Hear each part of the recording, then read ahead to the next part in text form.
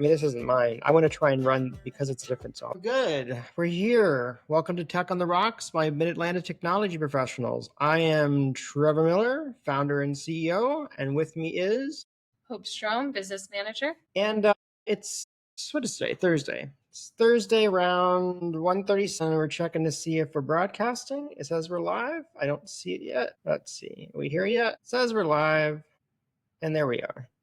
So today we're talking network hardware. We throw words around a lot here around at customers. We talk about switches and modems and gateways and routers and firewalls. And what are all these things? So we're going to do some show and tell this morning. We're going to talk about what they are, a little bit about where they came from, and what we really mean when we talk about these various things. Additionally, we're going to be doing cocktails this morning. I think, Hope, you're going to do one first. Oh, you're going to hang yourself this morning. We're in the afternoon already. We are in the afternoon. Right. So good afternoon. This afternoon, we're going to be doing all those things that I was talking about before.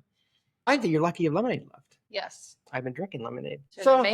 Should we start off with a question or should we start off with a cocktail? I personally would like a cocktail. What would you like to do? Let's start off with a cocktail. I think the answer to that question is always cocktail. All right. Answer to the question is always cocktail. And for people out there, we're actually using different software this time. We've simplified it a little bit. If you watched our past podcasts, we're now sitting across from each other. Kind of simplified the back end. I'm going to check in with our ops manager, Siobhan, to see if he can hear us. Siobhan, can you hear us? Roger, thank you very much. So apparently we can be heard. It's always a plus in podcasts when you can be heard. And do you want to, I think we have a graphic for this at some point if Jem wants to share it when she's ready. And Hope, do you want to talk about what you're doing there?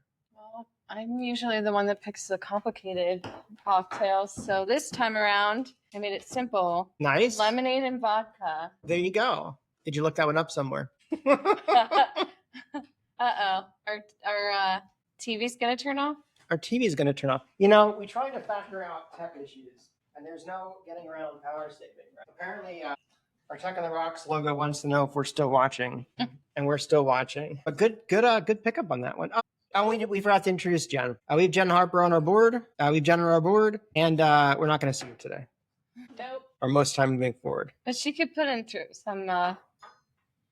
Oh, we didn't bring stirs. We have stirs. There's stirs over there. Well, I could stir this with the spoon. Right, but as far as drinking, we gotta drink it. I want stirs to drink. Yeah. Sorry, I didn't bring that, but they're over there. Can you Apparently, we're unprepared. Pass the stirs down. Yeah, there you go. That's what we needed. A cup of stirs. I make a mean lemon drop martini. That needs to get on the list, I think, at some point. All right. We went somewhere for lunch yesterday, and I had a martini, and I forget how Cheers. Harsh they could be. It's the best lemonade and vodka I've had today. I don't even know if there's an actual name for it, but just lemonade vodka. You are on your way to a lemon drop. Okay. So this is not a lemon drop, but you're on your way there. I forget what lemon drops have. All right. So apparently this podcast is about tech or cocktails. Can it be both? It can be both. All yeah. Right. Tech on the Rocks. Ask your question, business manager. So Trevor, explain to the audience. We don't have the coasters either. Sorry. She's got that bartender slide down. Orange coasters. We're going to do beer sometime, and she's going to do full mugs and slide them right down the table. There we go. All right. Now we have a coaster.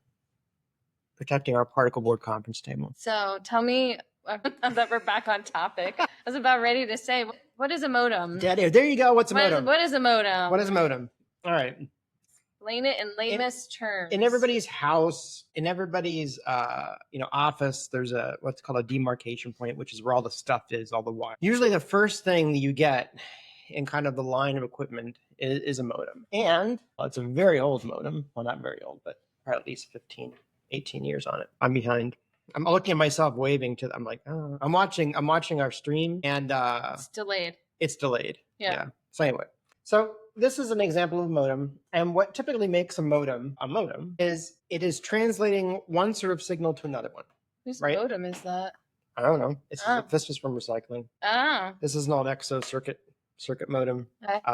It's an old T1 modem. So technically this is not a cable modem. But in the back, usually you will have two little ports. Like this has a couple more because it's an old business modem. Can you put it up closer to the camera though, or no, because it's not worth. This is not worth showing. Darn. This is kind of like a standing box. I mean, technically this is a modem, but not one anybody would actually use at home. So your modem is going to have, this is a network cable, and that'll be on your house or your business side. And the other side is going to be a coax cable, which is the kind that old-fashioned linear cable TV would come in on. And what the modem is essentially doing is taking the signals from that cable, which goes to your service provider, and converting them into something that a computer can use. Now, in the most simple form, and way back when these things first became a thing, and everybody only had one computer, you would literally take your modem and you plug your computer right into it, right? And then you'd be on the internet. And that made your computer a part of the internet proper, right? No security, no filters, no separation. Your computer was literally part of the internet.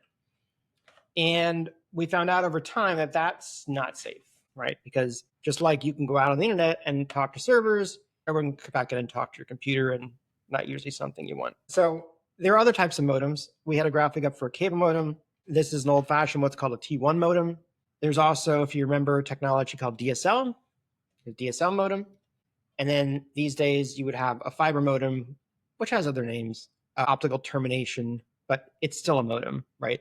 A signal is coming in one side, it's being demodulated and remodulated into a different type of form factor, and one that your computer network can use. So your first box is your modem. Is your modem. And I only have one cable as a prop, so we're going to keep this cable for later showing. Now, so you had a picture of the modem? Is it showcasing? We had a graphic of a modem that I may have had ChatGPT generate that was kind of cartoony that said cable modem, and can you see it, Jen? Had some orange. She did because she shared it. Oh, she did share it. Okay. Hard to tell when you can't see yourself on the screen. You can always pull it up on your phone so long as you muted it, and you could see us back. I left my cell phone in my office. All right.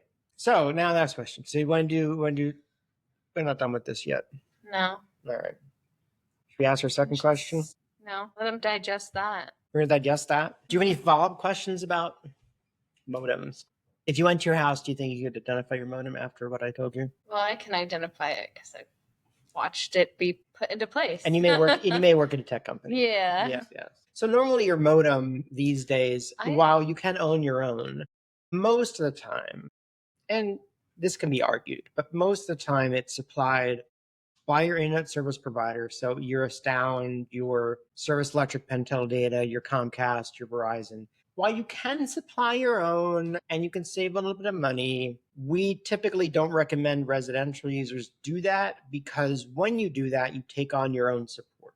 Right. And the standard of signals that are coming on that cable are fairly proprietary and nothing that you really can do anything with, except it just doesn't work.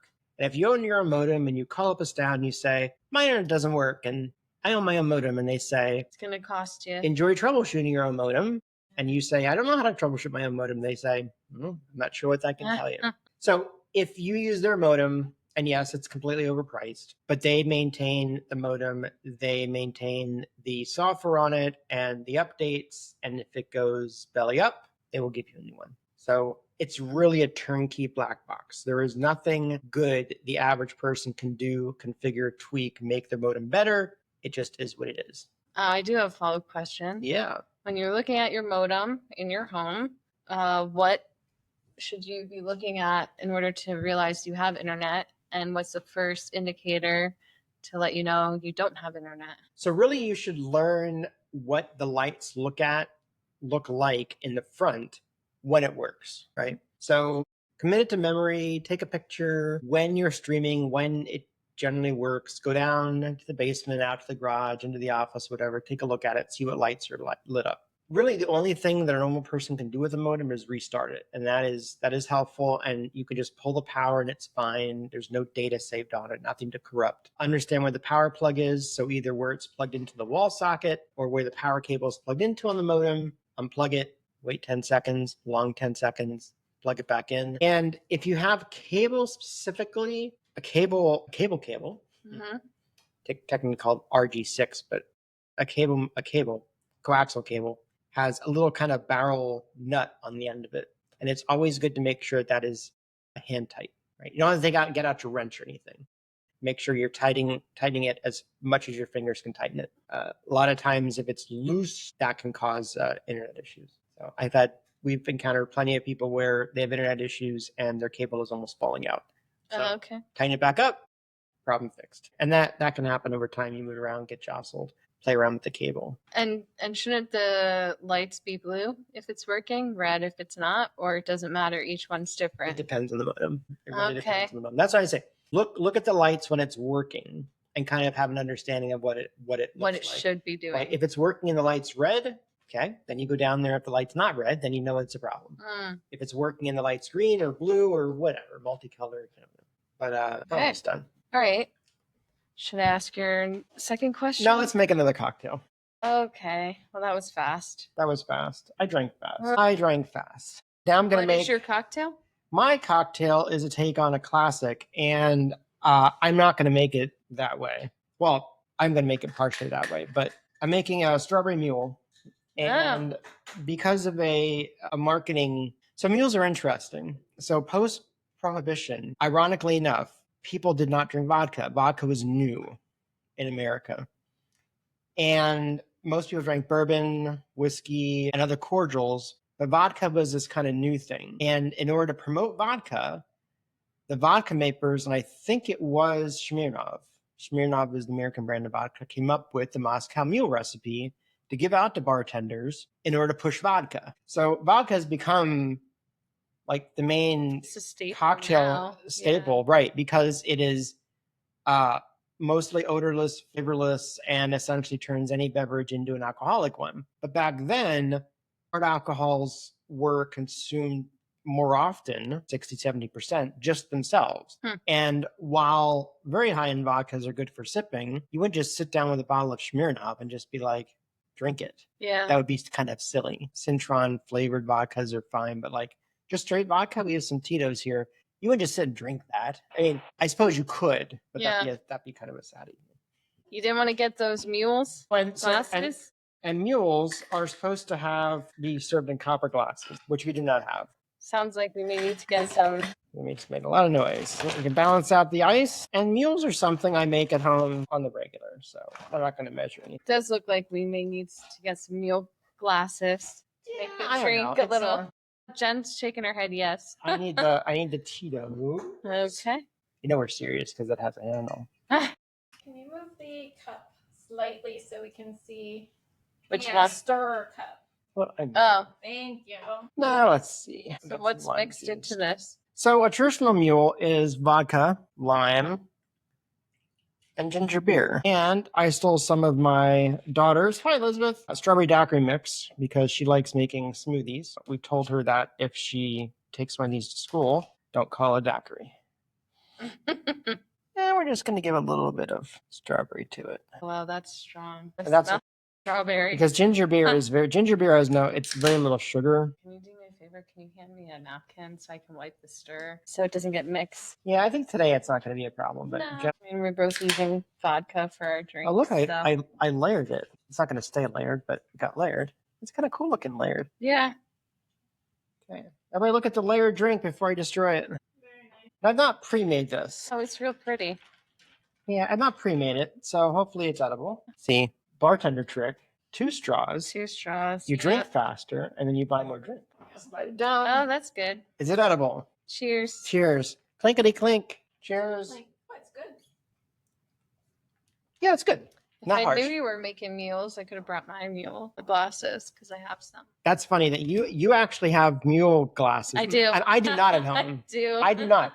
I've been on mules probably the last 2 years or so. So when I have small gatherings in my house, if friends over for a game or whatever, like I'm drinking mules because it's fast to make. And you're making vodka. Oh. Sorry. And you're making them in this glass as opposed to. Yeah, I'm just making them in a plastic glass, in a plastic cup. They're fancy. You know, There's a garnish. There's a lime garnish. I actually got garnish this time. See, look at this lime garnish. Yeah, we pre-cut our fruit this time because last time we had an injury. We did. I don't think it was last time, but yeah, time before. A couple times. Okay. I have a problem with cutting garnishes when I entertain and stuff. I slice my finger open more times than I can count, and that's what you want in someone making your drinks and your dinner. You want the blood. Halloween, okay, but otherwise, not so much. Not so much. So my mule glasses I got in Pier 1. I've had, shout out to my wife Jennifer. I've had mule glasses in my Amazon wish list for a long time, and they're like an aged bronze. They're like an aged copper, not like a shiny. They're like Yeah. dark. I'm like, oh, that's cool because they're different. But you know So what? When you're done with this, you just throw it away. there's something to be said when you have a real drink, though. It's a real glass. True. And we said for this that we were going to try and use real stemware. We only have, well, actually we have 4 box glasses. We only Yeah. have 2 in here, but anyway, apparently we should go back to tech. So what's our second question for our 3-question tech lunch? Explain to the audience, and to Jen and I, what a firewall is. What is a firewall? What is a firewall? We have a firewall graphic, I think. And I actually when I want background nonsense, I watch a lot of YouTube, and apparently everybody says you gotta like and subscribe and enjoy. Like, subscribe, enjoy. So our new software has a little tag there. It says like, subscribe, and enjoy. So like, subscribe, and enjoy. Here's a firewall. Now, firewalls, I created the graphics, and I really should have put router. And in many circumstances, those 2 words are interchangeable. If you turn back the clock a long time, there really was no such thing as a firewall. It was a router. What does a router do? So we've talked about modems, right? So if you were a little data packet and you're happily swimming down the little cable pipes, you first get to your modem, you win your modem, you get changed to a computer type of cable, an Ethernet cable, like this, and you eventually find yourself in a box like this. So I talked about in the early days of the internet, you would just plug your computer right into your modem. Well, what happened? We got more things in our houses and our businesses that needed the internet. It was a day and age where literally the only thing in your house that needed the internet was a single solitary computer, right? It was one computer. You used to have in the kitchen. It was a family computer. Yep, you shared it around. Did corporate IT in the late 90s, early 2000s. And back then we had an internet sharing system. So we still had one modem, and there was a system whereby people could put their computers individually on the internet, but only one at a time, right? So what do we do? We have more than one thing. So we have one computer, one modem, it's fine, but now we have 2 computers and one modem. What do we do? Right? We can't just split it. It's not like an electrical cable. It's not like a speaker cable. So we've got to make that one internet connection work for multiple devices, 2 computers. So in steps the router. Right? What does a router do? A router does exactly what it says. It routes the packets of data from one network to another one. So your 2 computers, whether you configure it or not, make up a little network. You have 2, 3, 4. They talk to each other, and they talk to each other in your house, and they talk to each other in your business, and they don't need anything else if all you want them to do is talk with each other. But if both those computers want to talk to the internet, you need to route. You need to figure out, well, if computer 1 wants a website, we want to make sure that the website comes back to computer 1, not computer 2, right? If you're browsing with your significant other, 2 different computers, you don't want your web browsing to show up on their screen and vice versa. So you need a router to take care of those data packets. And that lasted a while. And then we found out, you know what? We need a little bit of protection. Back with the modem, I talked about how the internet in a whole, if you just connected your computer to a modem, your computer is part of the internet, which means people on the internet can see your computer. You don't want that. Right. So the concept of a firewall came into place. And what a firewall does, and it was named after a firewall in a car, which I'm sure was named after something else in history past. The firewall in a car is the boundary between the engine and yourself, right? You do not want the engine on your lap. There's a firewall, right? If something happens in the engine, you don't want the fumes, the gas, the fire to get to you, the passenger. That's where it came from, right? So what does a firewall do as far as a network goes? It protects you. A firewall looks at the data. It looks at what's coming through its cables and says, is this right? Is this what should be here? And if you type in one computer to google.com and the firewall looks at it and says, yeah, that's cool. They can go to Google. And what should Google do? Google should send you back a search page. It should send you back search results. And the firewall says, yeah, that's what Google should send back. And it does. And that's the basic operation. So from a technical standpoint, the next box in the line of succession, old school, it's a router, but these days we call it a firewall. For all intents and purposes, unless you're running a larger business that has multiple sites or a very large house or college campus, for all intents and purposes, firewall and router are the same thing these days. right? You say your router, you say your firewall, you're really talking about the same thing, right? Your internet comes in on one cable from the modem, and then you have a couple different ports here that you can plug in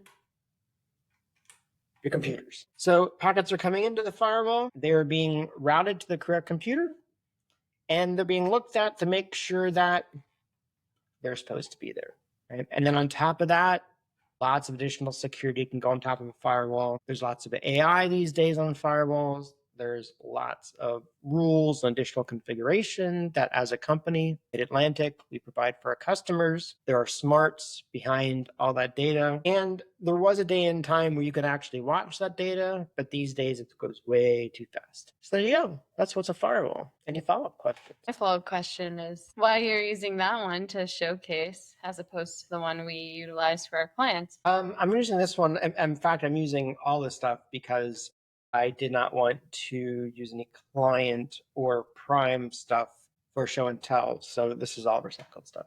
So there you go. We have some things in progress. I don't want to take them out of the in progress configuration, nor do I want to unbox prime stock. Gotcha.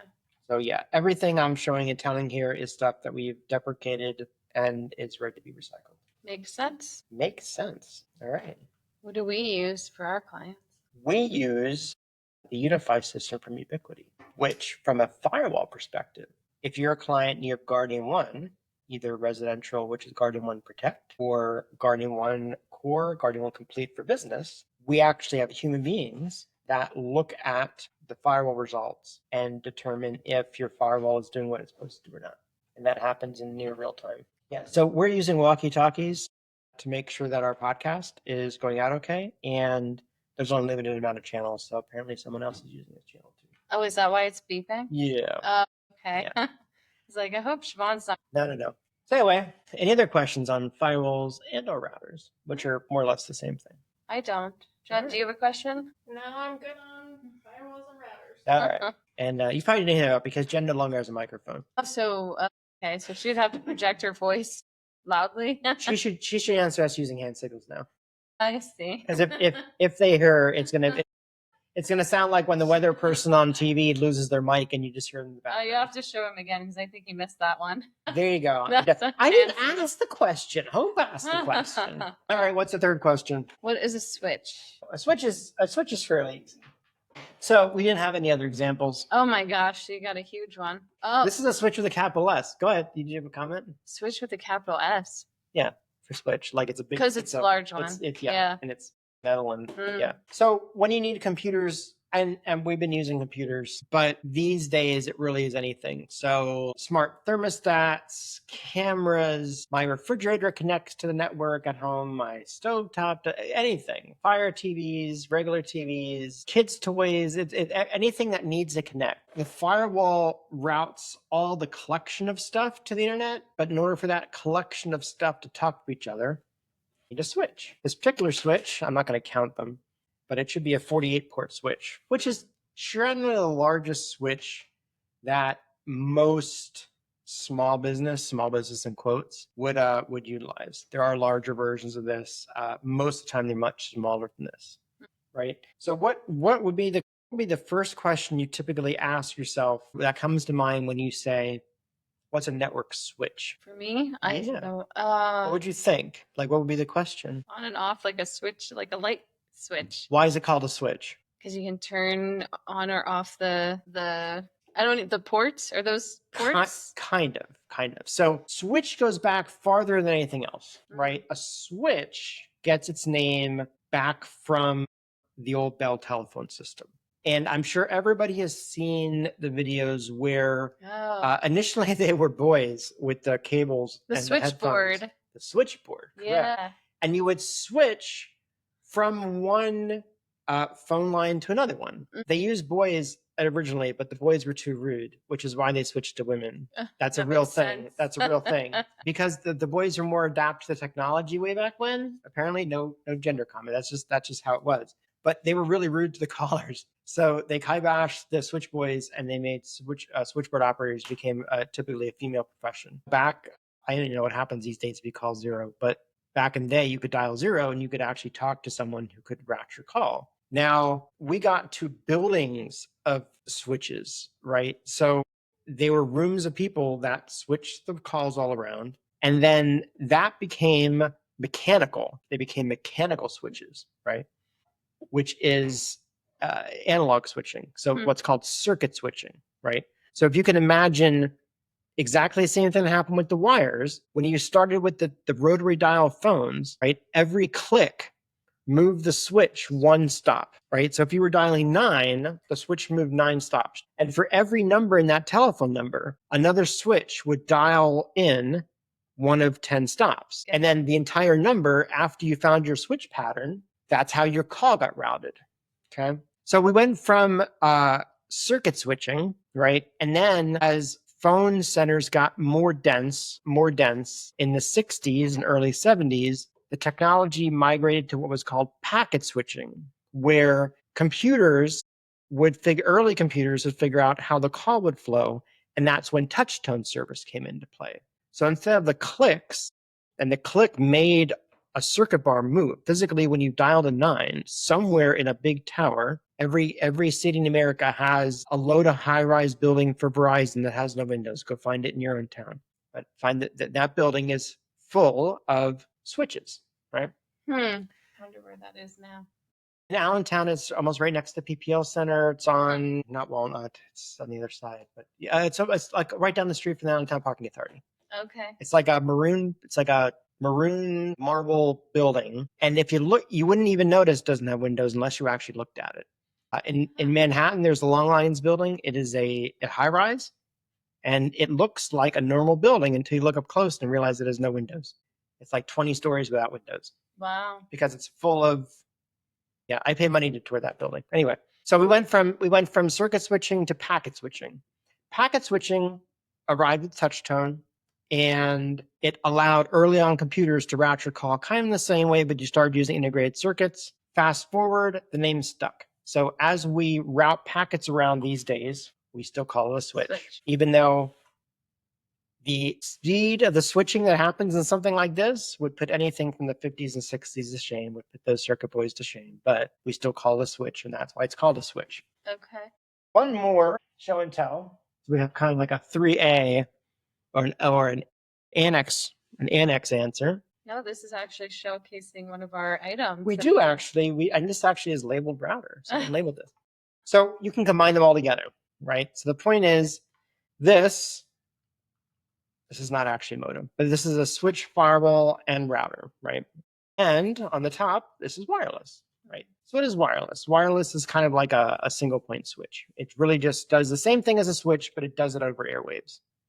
It's a virtual switch, as they say. So if you were to use that item that you have, which is our Ubiquity, you would attach it to the modem, correct? Correct. Your modem would still be first, and because your modem is usually owned by your provider, that would kind of stand off to its side. And then you can have this as the only thing in your house. So this gives you 4 switching ports. It gives you 1 port for the internet. And the top here, if this still worked, again, this is all recycled stuff. This is defunct for overheating. This top would light up blue, and this top portion is the wireless. So all together, we didn't talk about wireless. We didn't talk about wireless access points. Another topic, a wireless access point is a switch. It's a type of switch. It allows you to connect multiple local things together and have them talk to each other. But some people call that an extension. So how does that wording help people? So, everyone knows what an electrical outlet is, right? Right. Okay. If you get a extension cord and plug it into that outlet, it's still an outlet. Yep. Doesn't matter. Yep. A Wi-Fi extender, all that does is do the exact same thing the Wi-Fi is doing and just making it stronger. And we almost never recommend Wi-Fi extenders. It's bad. Okay. Certain circumstances, but these days we use what's called mesh for Wi-Fi, where you actually have real access points that talk to each other in the background. Extenders are cheap, and sometimes they work, sometimes they don't, but they're cheap. That's the bottom line. Key takeaway. So to recap, you get a modem, which transfers signals from a cable or some other kind of medium coming into your house to a format that computers can use. Then you have your router firewall. Again, names can mix them these days, but it splits and routes that signal to multiple devices, and the firewall portion protects and ensures that the proper packets are coming to you. And then a switch simply shares that on the other side and allows multiple computing things to be on the same network. And a switch is not always necessary for residential, correct? It is almost always present in some way, shape, or form. Maybe you don't know it, Gotcha. right? Or firewall router may have a couple switch ports on, or if you honest to goodness have all wireless things, your switch is essentially your wireless. Wireless. Okay. But unless you only have one thing, you have a switch. You have a switch. You have a switch. May not realize it. You may not realize it. Hmm. Yep. Yeah, you turn around these days and like everything in your house needs an internet connection. It's crazy. I got a new stovetop last year. Need an internet connection. Yep. I don't know why a stove. I did it, and it had a. Can you turn it on in a different room? Yes. So if you want to do remote cooking, like I could cook right from here. So you could start it. I don't know why. Again, just because we can doesn't mean we should. If you want to warm up the oven before getting home, I can see why that would be crucial. Yes, but it's not an oven, it's a cooktop. It's just It's only for the cooktop. It's only the cooktop. Okay, well then that debunks So me. it can do like precise. You could control it. There's an app. There's a GE app. It can control the cooktop. Interesting. Again, the only use case I saw was the proverbial. Did we turn the stove off when we left the house? Right. So yeah, I can tell my stove is off. Yeah. But Lordy, I don't know why. Besides that, yeah. Don't know why. I get the coffee maker though. Turning on your coffee maker before you. As long as it actually has ground and stuff, yeah. I don't know. Some people have a coffee maker that they have pre-programmed to turn on. My mom used to do that. Yeah. She had missed her coffee, but it had a little clock on it, and you just kind of set it, and it started. Yeah. But right, if you don't put the grounds in, then you kind of wasted. I never understood that because I knew those coffee makers existed. It's one of those things where, I mean, coffee is not fast. It doesn't take that long to make coffee. So are you really that into like you need it like within 30 seconds of your feet touching the floor in the morning? I mean, okay, I guess. But right. Any other questions about network hardware? Nope. I think I'm just gonna enjoy my tails. It tastes like something that comes out of House and Barn. I think that got really good. This one? Yeah. It's okay. It's okay. I like mine better. Really? Well, we're comparing. yours is so complicated. Hey. You got like I think we've had this conversation before where you're not really that big on ginger or ginger beer. No, I do like mules. I Okay. like mules a lot. So you just don't like mine. I don't know if it's the syrupy thing that I'm not a fan of. Maybe. I'll do fresh strawberries next time. Well, or maybe it needs to be shaken because some mules are actually. Oh sure. And that's my downfall is Yeah. I don't shake cocktails almost ever unless I'm making martinis, which it's so rare. But I'll commit next time to making shh, don't tell her. We're not supposed to know our cocktails before the I know, but thing for whatever reason. ironically, that was your rule. Ironically, though, we ended up using the same vodka in our drinks. Yeah. So. Vodka's good. Hmm? All right. Since we started at a weird time, I really have no idea how long we've been going, but I feel like we've been going long enough. We should get back to work. Any more hand signs from our technical?